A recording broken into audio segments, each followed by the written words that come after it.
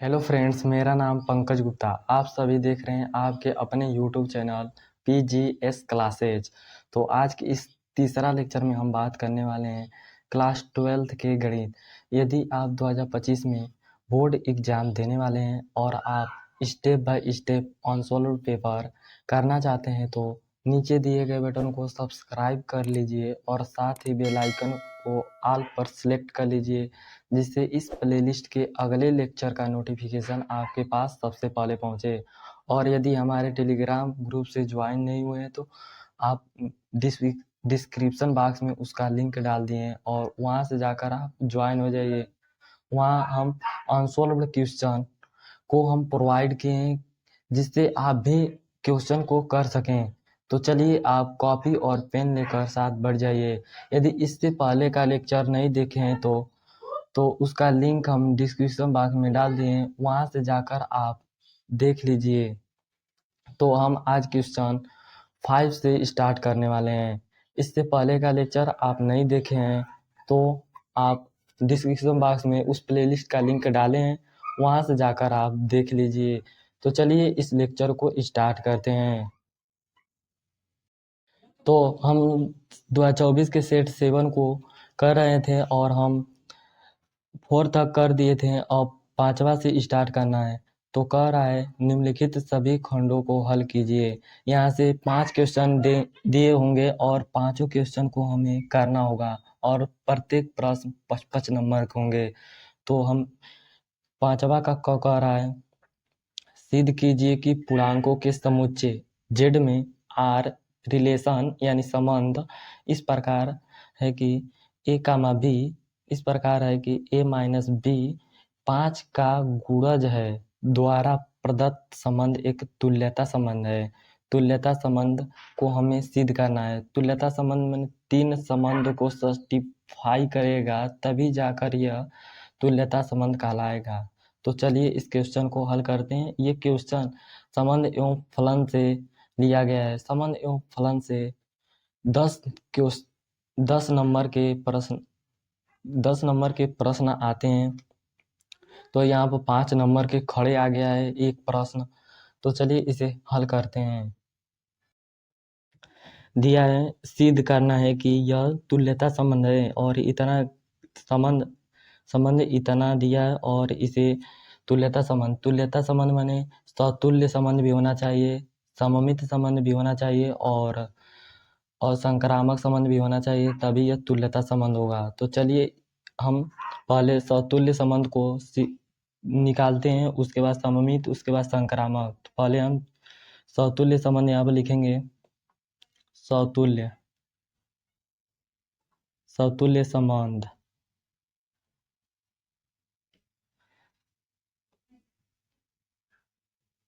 सतुल्य संबंध निकालेंगे। तो यह कह रहा है कि a कामा b इस प्रकार है कि a माइनस b 5 का गुणा जो है। तो सतुल्य संबंध मैंने स्वयं होना चाहिए। जैसे यहाँ पर 1 रहेगा तो यहाँ पर भी 1 होना चाहिए, 2 रहेगा तो 2 भी होना चाहिए। तो जैसे यहाँ पर a है तो यहाँ पर भी a होना चाहिए। तो उसके लिए कंडीशन दिया है a माइनस b 5 का गुणज है। तो हम इसे क्या लिख सकते हैं कि a माइनस a, जैसे यहाँ पर a माइनस b दिया है तो a है और b तो b है। तो हम यहाँ पर a लेंगे और पुनः भी a लेंगे तो देखेंगे यह 5 का गुणज हो रहा है कि नहीं। तो यह लिखेंगे यह 5 का गुणज है, 5 का गुणज है। तो इसे a माइनस a को घटाएंगे तो 0 होगा। तो 0 तो 5 का गुणज होता ही है, तो यह 5 का गुणज है। यहाँ पे लिखेंगे 5 का गुणज है। तो यहाँ तक आपको समझ में आया। और ये हम लिखेंगे अर्थात हम इसे दिखा देंगे इस तरह की, जहाँ a comma a belongs to संबंध R में है और जहाँ a तो फार ऑफ ऑल, इसके मतलब सभी के लिए a बिलोंग्स टू रिलेशन में मिल रहा है रिलेशन में a, तो यह सतुल्य संबंध है। तो यहाँ पे लिखेंगे तो सतुल्य संबंध, अतः अतः यहाँ पे लिखेंगे अतः यह एक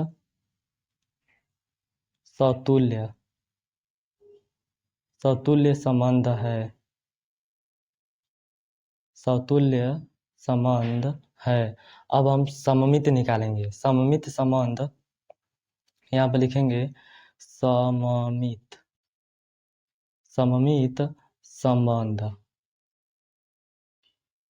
सममित संबंध के लिए दिया है a माइनस बी 5 का गुणज है। यहाँ पर दिस सोच लिख लेंगे। दिस सोच मैंने यह दिखाता है हाँ 0 5 का गुणज है। तो हम सममित संबंध के लिए दिया है a माइनस बी 5 का गुणज है, तो हमें b माइनस a भी 5 का गुणज देखेंगे मिल रहा है कि नहीं। तो देखते हैं a माइनस b 5 का गुणज है। 5 का गुणज है। तो दिस सोच अब इसे माइनस कॉमन लेंगे और b को पहले लिख देंगे a को बाद में। तो यह भी माइनस से कोई फर्क नहीं पड़ेगा, बस देखेंगे 5 का गुणज है कि नहीं। तो b में से माइनस a को घटाएंगे तभी 5 का गुणज ही होगा। तो यह भी 5 का गुणज है। 5 का गुणज है। तो फिर पुनः वही लिखेंगे अर्थात हम दिखा देंगे कि a कामा b जब रिलेशन में है तो दिस सोच b कामा a भी रिलेशन में है।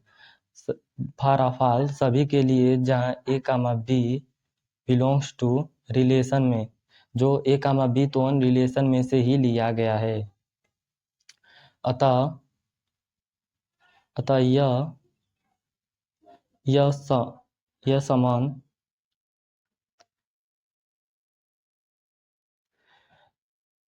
सममित संबंध है। सममित संबंध है।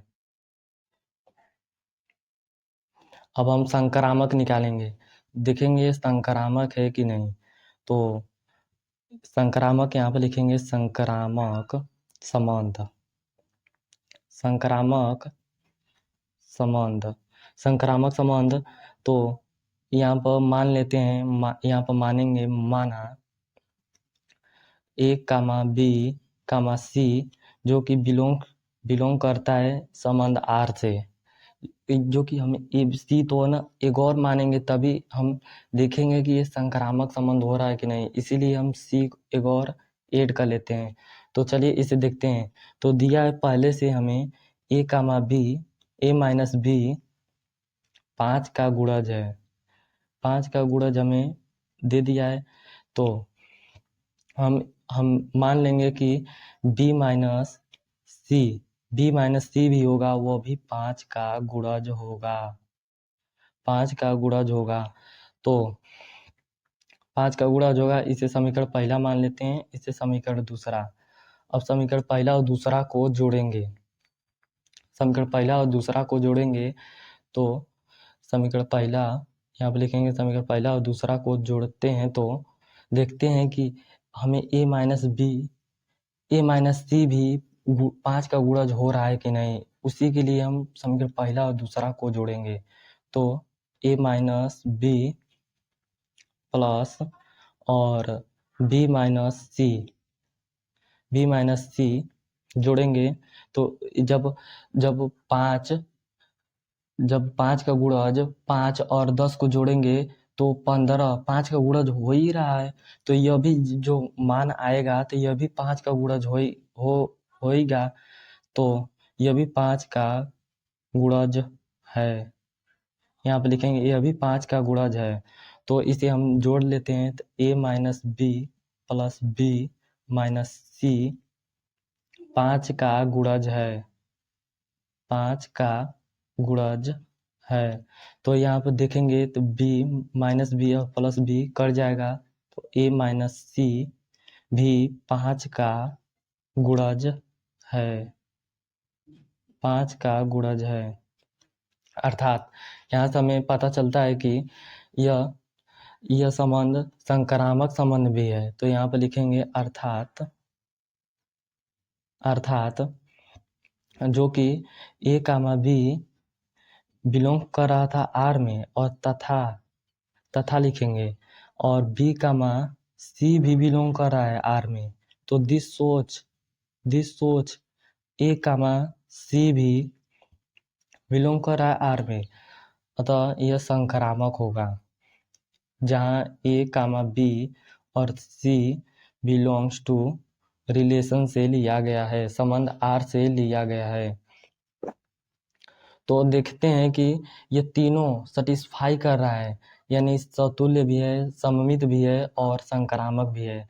तो यह एक, तो यहाँ पर लिखेंगे अतः लिखेंगे अतः दिए गए संबंध आर एक तुल्यता संबंध है। तुल्यता संबंध है। यहाँ पर हम प्रूफ कर दिए हैं। तो चलिए, आपको यह, हम वो आशा करते हैं कि आपको यह सब समझ में आया होगा। तो इसका स्क्रीनशॉट ले लीजिएगा और आप भी स्टेप बाय स्टेप समझकर अपने नोट में लिख लीजिए, जिससे पेपर आने से पहले आपको कोई भी कॉन्सेप्ट छूटे मत। तो चलिए इसके अगले वाले प्रश्न को हल करते हैं। ये 55 नंबर के हैं, इसीलिए लॉन्ग क्वेश्चन हो रहे हैं। तो अभी 8 नंबर वाले तो एक पेज के होंगे। तो चलिए इसके अगले वाले प्रश्न को हल करते हैं। क्योंकि 5वां का अगला क्वेश्चन कह रहा है, यदि आव्यूह x प्लस वाई बराबर इतना तथा आव्यूह x माइनस वाई बराबर इतना है तो x और y आव्यूह को ज्ञात कीजिए। यह आव्यूह चैप्टर से लिया गया है। तो हमें x और y का आव्यूह ज्ञात करना है। तो इसे हम जोड़ेंगे, एक बार घटाएंगे तो x और y आव्यूह का मान पता चलेगा। तो यह आव्यूह चैप्टर से लिया गया है, तो यह बहुत आसान होते हैं। आव्यूह और सारणिक चैप्टर से प्रश्न आसान होते हैं। बस आपको कॉन्सेप्ट को समझना होगा और वो बहुत आसान होते हैं, अच्छा से हो जाते हैं। तो चलिए इसे करते हैं।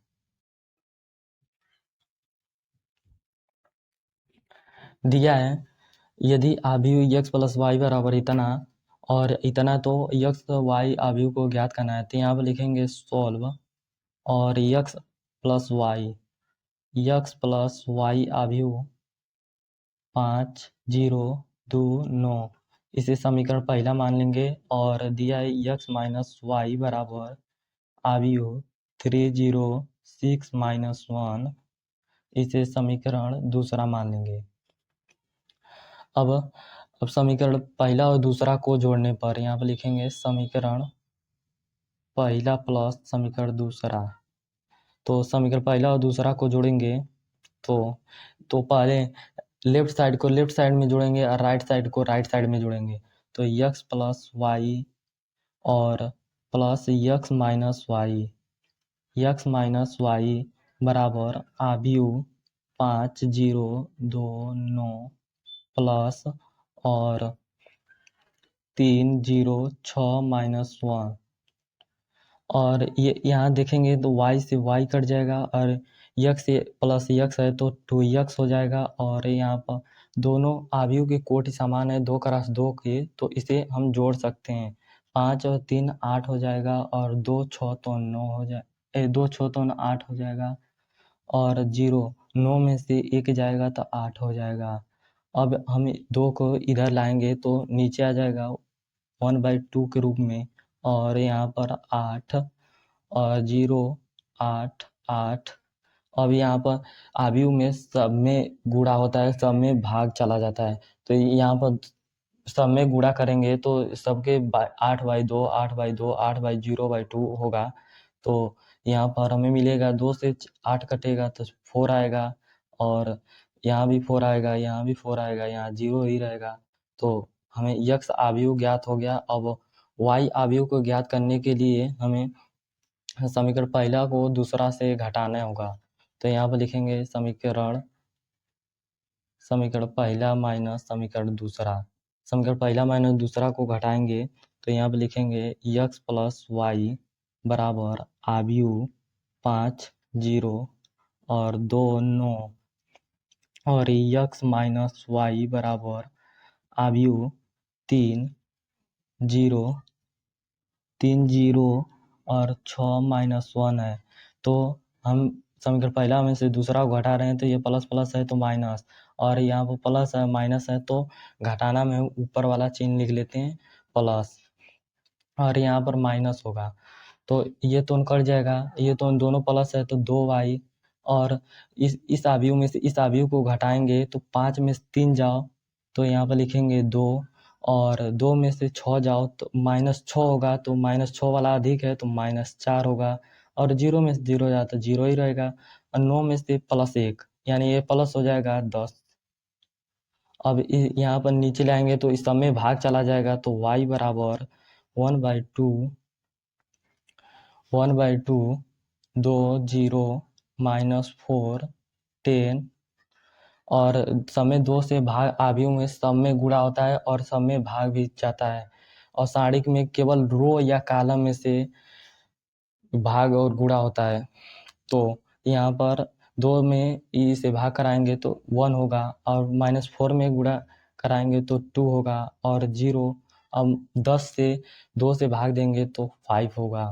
तो हमें y और x का मान पता चल गया है। यहाँ पर घेर देंगे y का मान है और यहाँ पर x का मान है।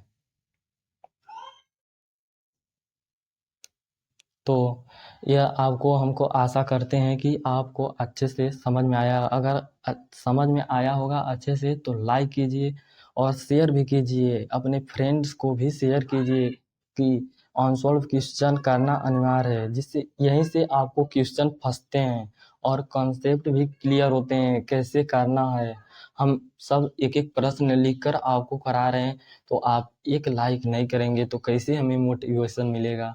तो चलिए इसके अगले वाले क्वेश्चन को हल करते हैं। पांचवा का ग कह रहा है यदि y बराबर काट x power sine x plus x power x है तो dy बाई dx ज्ञात कीजिए। यदि चर के पावर चर हो और प्लस में चर के पावर चर हो तो इसे मान कर करना होता है। यह अवकल से कैलकुलस चैप्टर से लिया गया है। तो इसे हल करते हैं। ये हर सेट में रिपीट हुआ है, तो इसे आप एकदम ध्यानपूर्वक देखिए कैसे हो रहा है। हम एकदम आसानी से इसे बताएंगे, आपको कहीं भी कंफ्यूजन नहीं होगा। थोड़ा लेक्चर लंबा होगा लेकिन आपको एक एक स्टेप समझ में आ जाएगा। तो चलिए इसे हल करते हैं।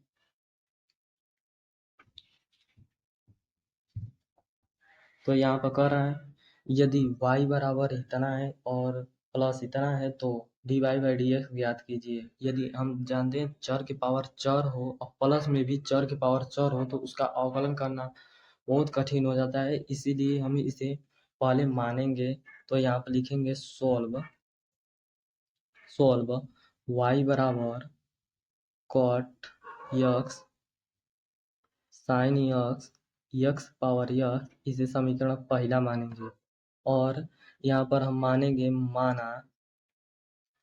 माना v बराबर काट x पावर साइन x, इसे समीकरण दूसरा मानेंगे। और फिर से u बराबर x पावर x, इसे हम समीकरण तीसरा मानेंगे। अब समीकरण पहला में इसका मान पुट करते हैं। तो समीकरण पहला से लिखते हैं, समीकरण पहला से, और इसके जगह हम भी रखेंगे और इसके जगह u रखेंगे।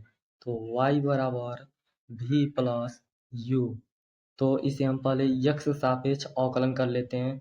तो यहाँ पर लिखेंगे x के सापेक्ष अवकलन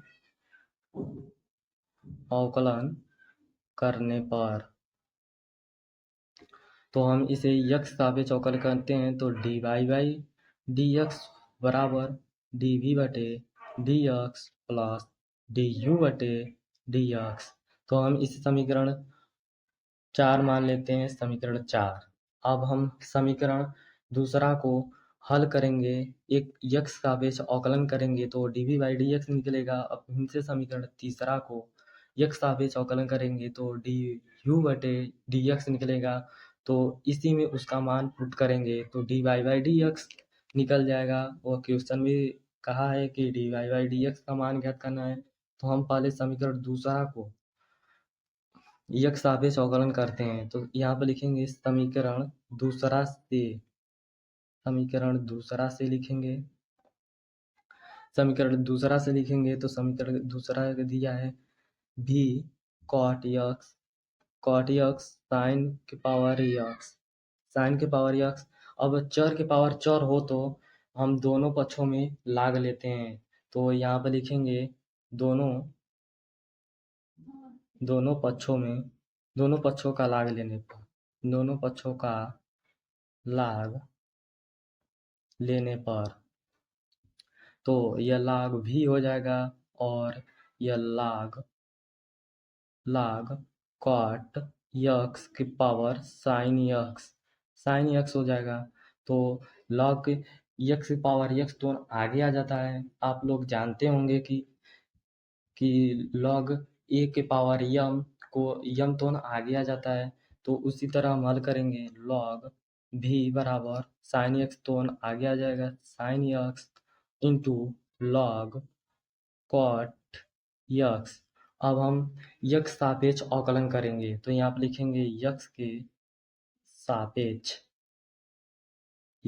सापेक्ष अवकलन करने पर यक्स सापेक्ष अवकलन करते हैं तो यहाँ पर लिखेंगे D Y by D X और लॉग भी बराबर D by D X sine X into log cot X और लॉग भी डी एक्स सापेक्ष है तो यहाँ पर हम इस तरह भी कर सकते हैं डी वाई बाई डी भी और डी भी बटे डी एक्स। हम यहाँ पर डी वी से और डी वी वाई से गुणा किए हैं और डी वी वाई से मल्टीप्लाई भी कर दिए हैं, जिससे ये कट कर D V by D X आ जाएगा। और यहाँ पर लिखेंगे लॉग भी। अब इसका अवकलन हम करते हैं और यहाँ पर प्रथम गुणे द्वितीय का सूत्र लगाएंगे तो प्रथम को छोड़ दिया जाता है। यहाँ पर लिखेंगे प्रथम को छोड़ दिया जाता है और D by D X log cot X द्वितीय का अवकलन होता है प्लस और द्वितीय को छोड़ दिया जाता है कॉट यक्स और D by D X sine x होगा। अब यहाँ पर हम log v का अवकलन करेंगे तो v के सापेक्ष करेंगे तो 1/v आता है और dv बाई dv यहाँ पर बच जाएगा और साइन यक्स। तो यहाँ तक आपको क्लियर होगा। मैं आशा करता हूँ कि आपको यहाँ तक का समझ में आया होगा। तो log cot यक्स का हम अवकलन करेंगे तो यह cot यक्स नीचे आएगा cot यक्स। अब पुनः cot यक्स का अवकलन होता है तो minus cosec square x cot x का अवकलन माइनस कोसेक स्क्वायर यक्स होता है और log cot यक्स और साइन यक्स का अवकलन cos यक्स होता है। और यहाँ पर देखेंगे v को हम उधर भेज देंगे तो dv बाई dv का हमके मान चाहिए था तो यहाँ पर v को इधर भेज देंगे और यहाँ पर बड़ा कोष्ठक में लिखेंगे साइन यक्स और काट यक्स। और काट यक्स को हम लिखेंगे तो यहाँ पर साइन यक्स और काट यक्स को लिखेंगे 1/, तो यहाँ पर लिखेंगे कॉस यक्स बटे साइन यक्स लिखेंगे और माइनस में कोसेक स्क्वायर है कोसेक स्क्वायर यक्स है और माइनस यहाँ पर है ना, माइनस यहाँ पर लिख दे रहे हैं और cos X into log cot X, log cot X को इधर लिख देंगे और यहाँ पर देखेंगे कि साइन स्क्वायर ऊपर चला जाएगा और माइनस कोसेक स्क्वायर 1 होता है। तो यहाँ पर हम डायरेक्ट लिख दे रहे हैं। देखिए साइन स्क्वायर और इंटू कोसेक स्क्वायर, या कोसेक स्क्वायर को हम लिख सकते हैं 1/साइन स्क्वायर। तो साइन स्क्वायर यक्स और साइन स्क्वायर कट जाएगा तो हमें बचेगा केवल 1/कॉस यक्स। तो 1/cos x बचेगा तो हम इसे क्या लिख सकते हैं, cos x को sec x लिख सकते हैं। हाँ, sec x लिख सकते हैं और cos x into log cot x। तो हम इसे अभी भी का मान हम क्या था, भी का मान हमें cot x की पावर sin x था। तो यहाँ पर हम लिख देंगे cot x के पावर sin x, और हमें अब इधर माइनस उधर भेज देंगे, प्लस को इधर वाला लिख देंगे। cos x into log cot x minus sec x, यही dv/dx का मान है। अब हम du/dx का मान ज्ञात करेंगे तो हम समीकरण तीसरा से हल करेंगे। तो यहाँ पर लिखेंगे समीकरण तीसरा से, यहाँ पर लिखेंगे समीकरण तीसरा से। तो समीकरण तीसरा क्या दिया है, u बराबर x पावर x। तो हम चर के पावर चर हो तो हम पहले लाग लेंगे। तो हम यहाँ पर लिख नहीं रहे हैं, हम डायरेक्ट ले रहे हैं। log u बराबर log x power x, x तो आगे आ जाएगा। तो log u बराबर x इंटू लॉग x सापेक्ष अवकलन करने पर यहाँ पर लिखेंगे x के सापेक्ष अवकलन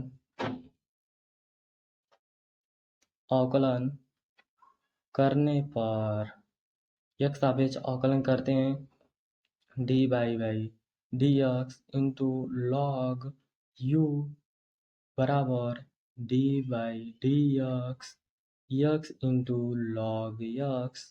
और हमें इसे किस तरह वहाँ पर किए थे उसी तरह हम यहाँ पर भी कर दे रहे हैं। यदि यहाँ पे x सापेक्ष नहीं है तो हम ऊपर नीचे du/dx को गुणा कर देंगे और डिवाइड भी कर देंगे, जिससे हमें du का सापेक्ष मिल जाएगा। तो इसे हम आसानी से अवकलन कर सकते हैं। तो यहाँ पर 1/u और du/dx लिख सकते हैं।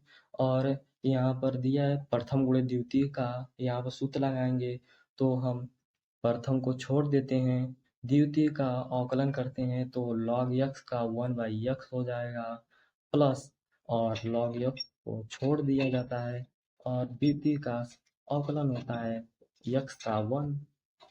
तो यहाँ से x कट जाएगा, u को उधर भेज देंगे। du/dx बराबर u 1 प्लस log x और फिर से हम u का मान यहाँ से यहाँ पर पुट करेंगे तो du/dx का मान मिलेगा। तो यहाँ पर हम लिख सकते हैं x power x 1 plus log x। अब dv/dx और du/dx को समीकरण चौथा में पुट करते हैं तो हमें dy/dx का मान मिल जाएगा। तो यहाँ से लिख दीजिएगा आप dy/dx की इसे समीकरण पांचवा मानिएगा और इस समीकरण को छठवां मानेगा और कहिएगा समीकरण छठवां और पांचवा का मान समीकरण चौथा में रखने पर। तो हम डायरेक्ट यहाँ पर रख दे रहे हैं। आप एग्जाम में करिएगा तो उसी तरह कीजिएगा लिखकर, जिससे एग्जामिनर आपको कॉपी देकर पसंद आ जाए और आपको फुल मार्क्स देकर चला जाए। तो चलिए इसे हम पुट करते हैं समीकरण चौथा में। तो हमें dv/dx का मान क्या था, तो cot x के पावर sin x और बड़ा कोष्ठक में cos x into log cot x cos x into log cot x था और माइनस में sec x था कोष्टक बंद प्लस। अब हमें du/dx का मान रखना है, तो यहाँ से हमें पता चल गया है du/dx का मान x power x 1 plus log x। यहाँ से हमें आंसर मिल गया है। तो चलिए हम आशा करते हैं कि आपको अच्छे से समझ में आया होगा। यदि समझ में आया होगा तो लाइक कीजिए और सब्सक्राइब कीजिए और साथ ही शेयर भी कीजिए, जिससे हमें भी मोटिवेशन होकर पढ़ाने में मज़ा आ जाता है। तो चलिए इसके अगले वाले क्वेश्चन को करते हैं। तो इसका अगला क्वेश्चन कह रहा है कि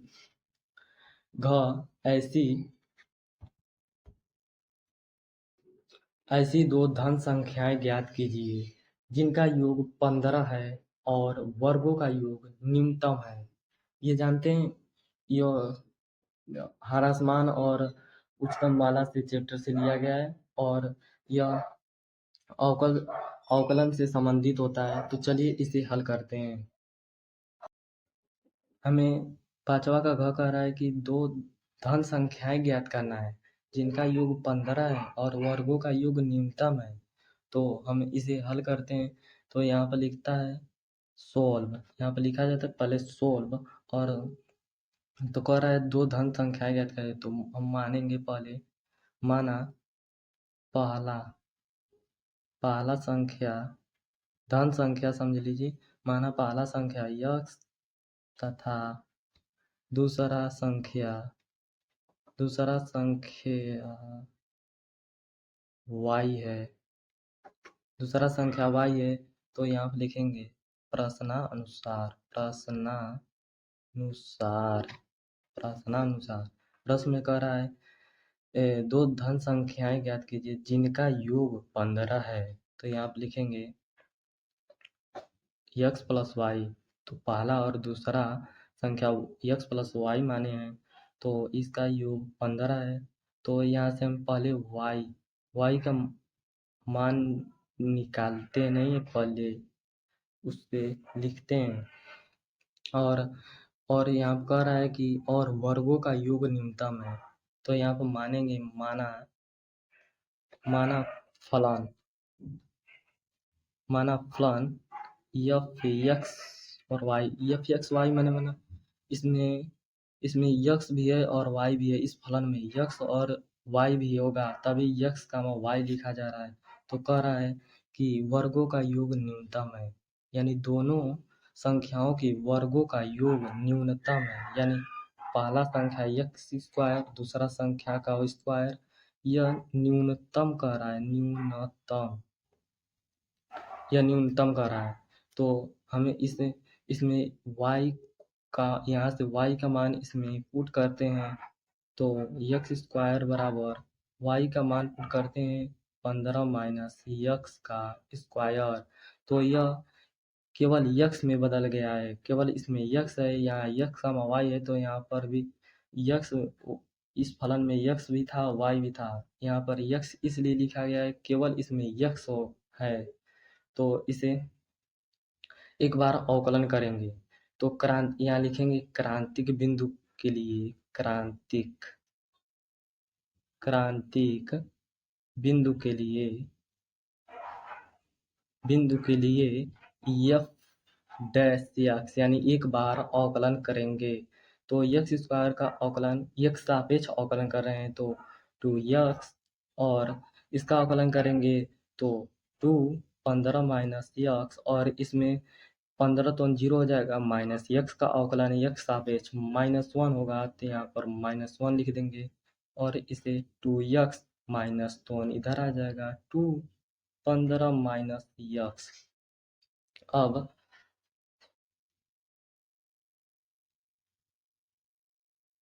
क्रांतिक बिंदु के लिए एफ डैश एक्स बराबर 0 मानेंगे, चूंकि यहाँ पर लिखेंगे एफ क्रांतिक बिंदु खातिर हम एफ डैश एक्स बराबर 0 मानेंगे। तो यहाँ पर 2x माइनस 2 15 माइनस एक्स बराबर 0। अब 15 माइनस 0 है, अब यहाँ से हल करेंगे 15 दूना 30 माइनस प्लस 2x बराबर 0। अब 15 4x बराबर ये इधर आएगा तो 30 हो जाएगा और x बराबर 30/4। तो ये 2 बार इसे और शॉर्टकट में लिखना होगा तो 2 से काट देंगे तो 15 बार में कटेगा, ये 2 बार में कटेगा, यानी x बराबर 15/2 आया है। x बटे 15/2 तो x का मान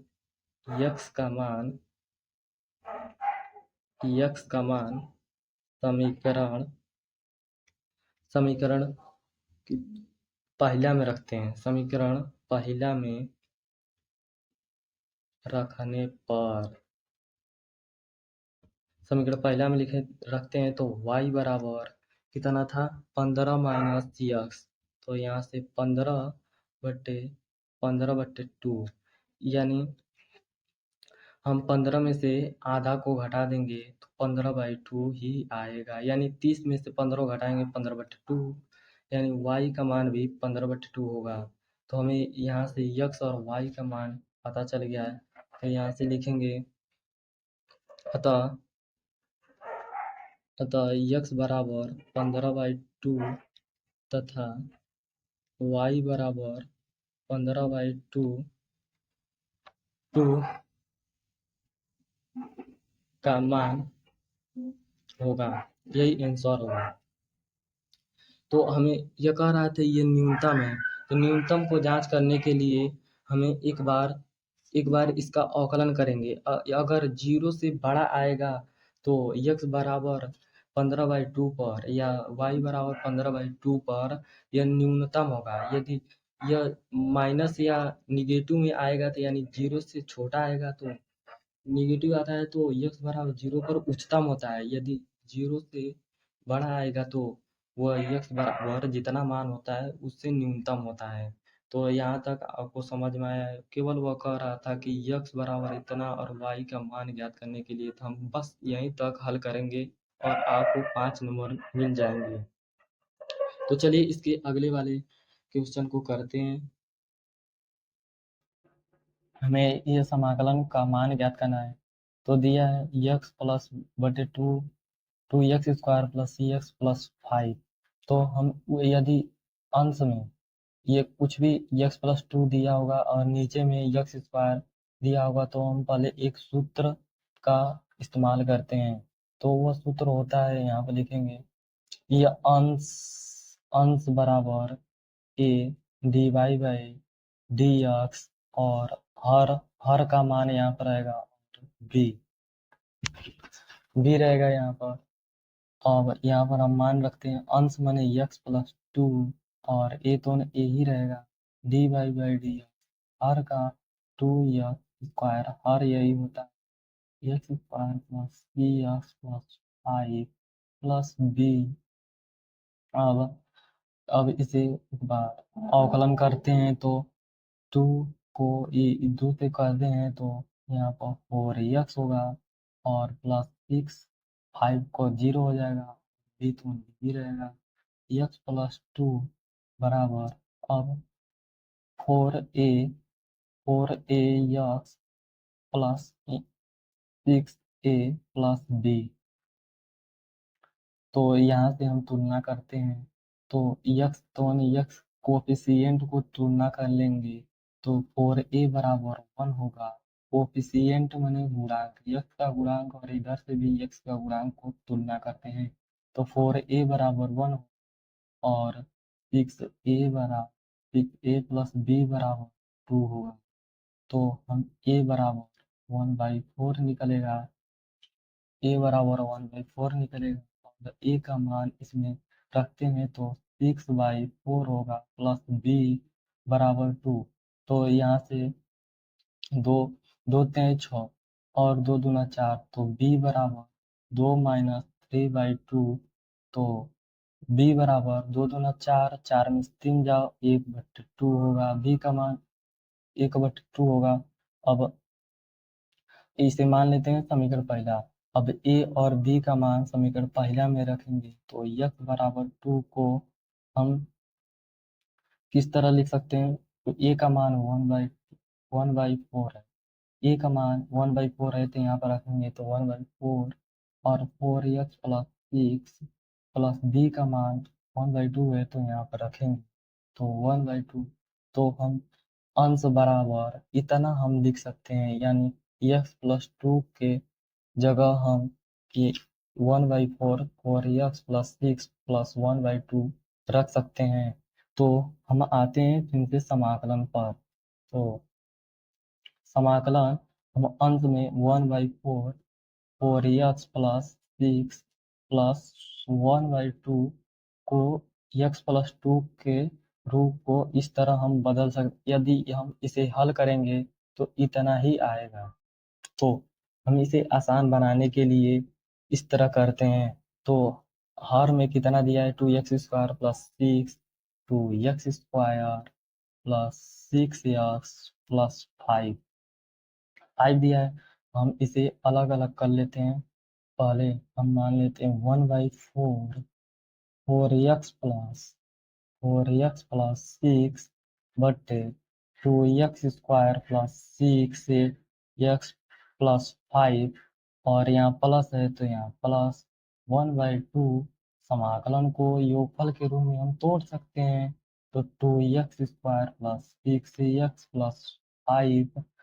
अब इसे हम हल करेंगे 1/4, यदि हम 1/4 को बाहर ले लेते हैं और समाकलन 4x प्लस 6 बटे में 2x² प्लस 6x प्लस 5 को dx, यहाँ पर dx, यहाँ पर dx रहेगा, यहाँ पर भी dx का फिर अवकलन कर रहे हैं, प्लस 1/2 को बाहर लेंगे और 2 को यहाँ से कॉमन लेंगे तो दो बाहर 1/2 और 2 से कॉमन लेंगे तो 4 होगा।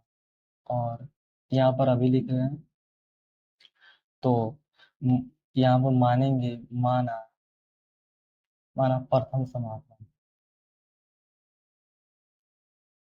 समाकलन माना प्रथम समाकलन में 2x² प्लस 6x प्लस 5 बराबर t।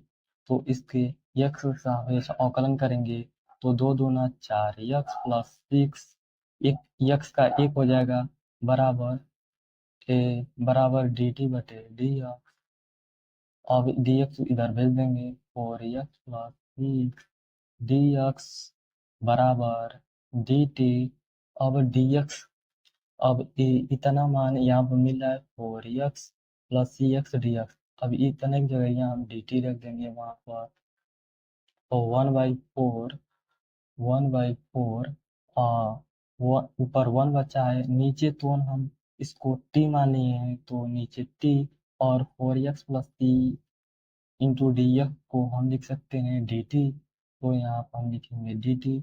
अब प्रथम दूसरा समाकलन को अभी हम करेंगे, पहले इसे हम खत्म कर लेंगे तो यहाँ पे लिखेंगे तो हम इसे एक बार समाकलन करेंगे तो log t हो जाएगा तो 1/4 इंटू log t प्लस 1/4। अब इसका हम समाकलन करेंगे, पहले हम इसे स्क्वायर रूप में हम तोड़ेंगे तो x² तो पहले इसके वर्गमूल के द्विघात के रूप में हम परिवर्तित करेंगे। तो हम x के गुणांक को आधा का वर्ग और आधा का वर्ग को घटाएंगे तो यहाँ पर 3x ही रहेगा प्लस 3 का आधा का वर्ग यानी 3/2 का स्क्वायर माइनस इसी को घटाएंगे तो कोई फर्क नहीं पड़ेगा बटे प्लस 5/2 है और इंटू में dx है। तो हमें 1/4 log t प्लस 1/4। अब इससे समाकलन करते हैं तो यहाँ पर 1 है तो इसे हम लिख सकते हैं x² प्लस 3x प्लस 3/2 का स्क्वायर। अभी इसे हल करते हैं, पहले 5/2 को लिख लेते हैं और बाद 3 3 9 4 2 स्क्वायर में 2 बनेगा, गुणा करेंगे तो 4 होगा।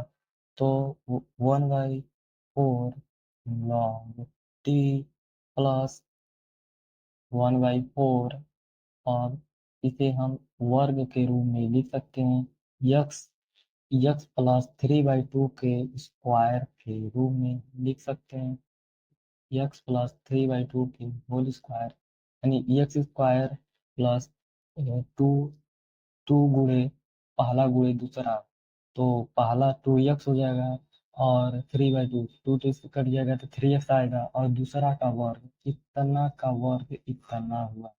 तो हम इसे पहले हल करते हैं। तो यहाँ पर एलसीएम लेंगे 4 नीचे, तो 2 घर में 4 कटेगा तो 5×10, और 4 तो 4 है, तो नीचे 4 है, 4 एलसीएम लेंगे तो 9 ही रहेगा।